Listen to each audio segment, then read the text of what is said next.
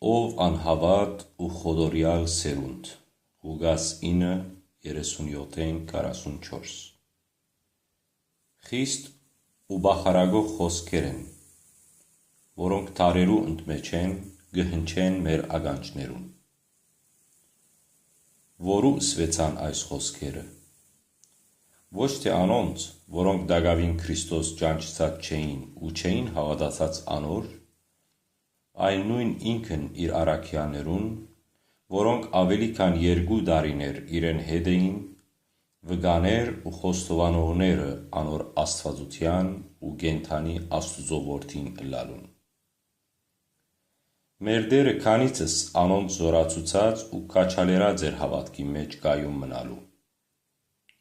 Անոնց իշխանություն տված էր թևեր հանելու, սակայն այս անգամ անոնք չգրցան հոր միակ որդու մեջ են թևը հանել։ Ուր էր անոնց տերահավատությունը և ինչն էր տերահավատության պատճառը։ Երբ մանրամասնությամբ նայենք դեպքերու հաջորդականության, պիտի հասկնանք պատճառը։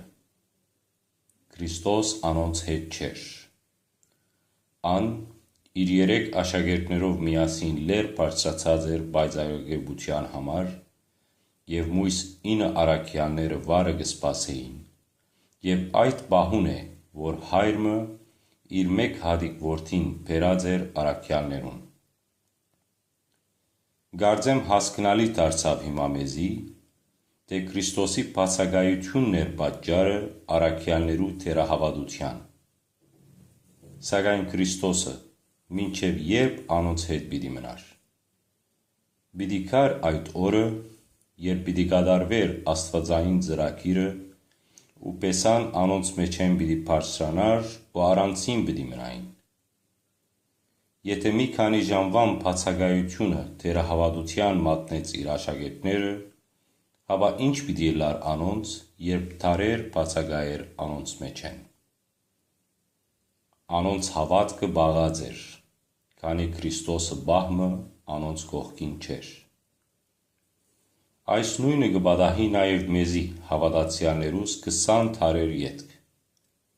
Հակառակ որ ան մեր մեջն է, անոր հոգին կապրի մեր մեջ մշտապես ու անբաժանելի է մեզմե, սակայն երբ բահմը հեռանանք աղոթքեն ու զբաղվինք աշխարհիկ մտահոգություններով ու հաճույքներով, անոր հոգին մեր մեջ կմարի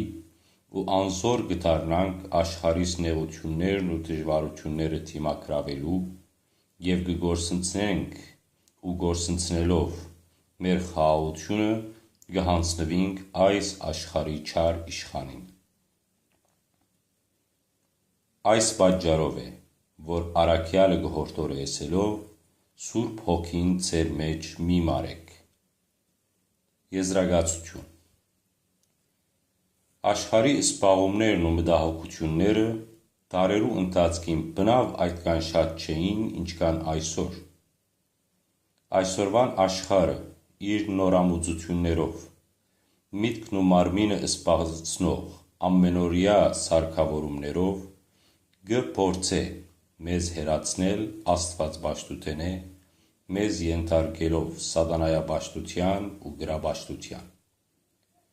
Ինչքանով պատրաստ ենք այս մարտահրավերները դիմակրավելու, մեր հավատքը ամուր պահելու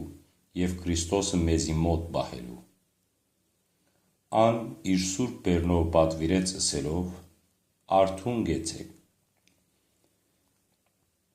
և աղոթք ըրեք, որպեսզի փորձության մեջ չինաք»։ Այս մասին ավելի մանրամասնությամբ խոսած եմ այստեղ։